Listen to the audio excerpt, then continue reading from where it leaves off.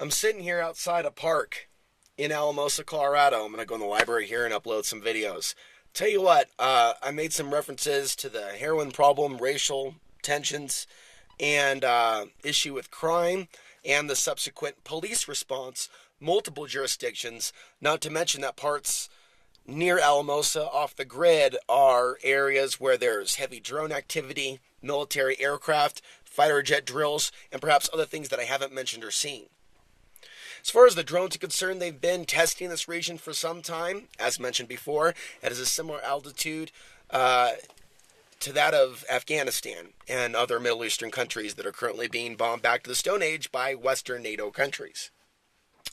And there was an article I read in the Valley Courier, which is the local newspaper for Alamosa and surrounding regions. And the headline was that the government, the federal government, the Air Force, has gotten the green light from the Alamosa County Commissioners to fly more drones over the area. And this is coming at a time where Jade Helm is taking place, which is alarming people in Texas and Utah. There are other moves, Agenda 21 style moves in other parts of Colorado. People that have watched my channel, even people that have known me, have confused my praise for parts of Colorado with praise for Colorado or Denver. If you're going to see me praise Denver, you might as well see me praise Portland and what Portland's turned into. You're not going to see me praise dense population centers, but I also will be that helpful reminder to you that even though all these states are in this grid, there are pockets of the states of the U.S. that are decent to live in, even to this day, as long as your stuff isn't stolen from you because your ass is by yourself. I'll tell you what, I'm going to hold back the ranting and raving that I've done in the past as to how frustrated I feel that there are so many people out there that are trying to live the off-the-grid lifestyle, and there's so few of us that have put up a tent, have put up a base of operations for other good men and women of like minds in the San Luis Valley, the Alamosa surrounding areas. I swear to God, if there were 3 or 4 or more of us, we could do it all. Well, we could grow our own food, we can be self-sufficient, we can run security on our property. But if we're just by ourselves, we're surrounded by people that, in fact, really don't want us here. And there are criminal elements here. And there are racial tensions where you go into certain areas and the Spanish don't like the whites. And you go into certain areas and the whites don't like the Spanish. And for me, and with my background, I pay very close attention to the vibes that I get when I travel from town to town and place to place. What it's actually like, what people are like.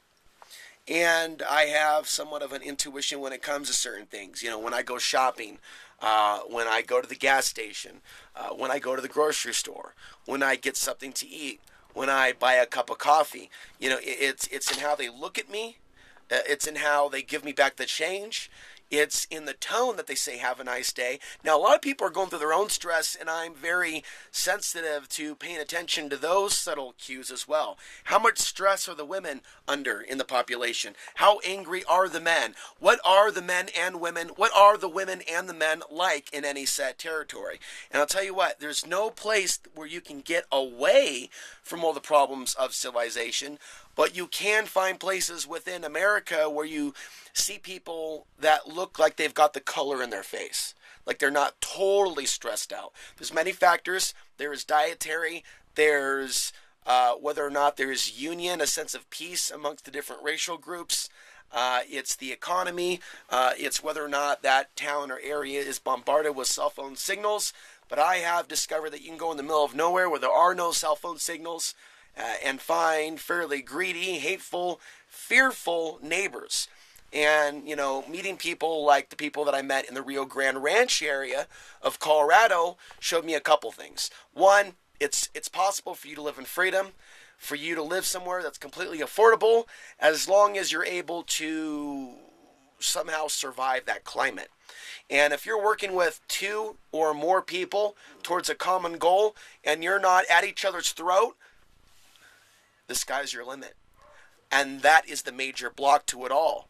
It's people getting along and not turning on each other. It's almost as if there's a wicked spirit over this land that turns people against each other. And I'll tell you what, you cannot rely on drinkers And there's something about this region that, and I'm not judging everyone that drinks, but the vast majority of them, they end up in a weakened,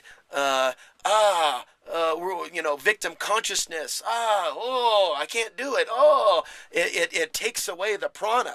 It takes away the power. It takes away the strength. It does not make you stronger. I swear to God, I am not making this shit up. Alcohol drinking does not make your problems better.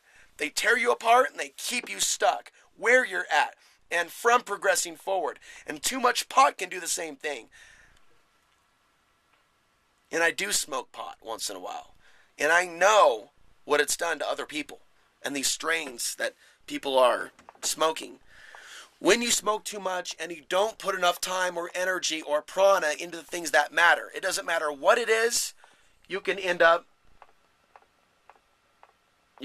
weakened. Now here I am looking at the mountains, and just because I'm in a mountain town, a valley town, amongst mountains, it doesn't bring the people necessarily back to nature. In fact, because there's so much wickedness people are brought into nature, because there's so much drugs people are brought into nature, because there's so much domestic violence and rape people are brought into nature, starting with mankind and womankind, raping nature itself.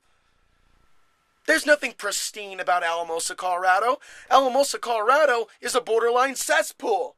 And that's hard. It's hard on this Alex Ansary to see mountain towns and valley towns and what could be nature towns full of thieves and cops and druggies and alcoholics and fucked up women on their cell phones. There is no escape.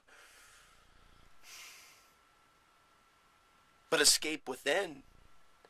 And I will continue to be a promoter of the individual shift in consciousness.